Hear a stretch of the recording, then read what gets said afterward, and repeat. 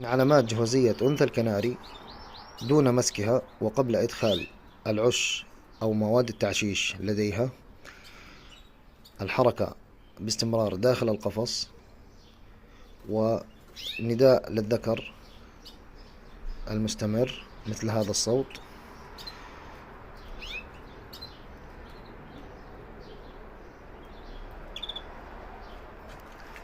أما بالنسبة لذكر الكناري فمن علامات جهوزيته دون مسكه التغريد المتواصل والقوي والرفرفة بجناحيه، ودمتم سالمين.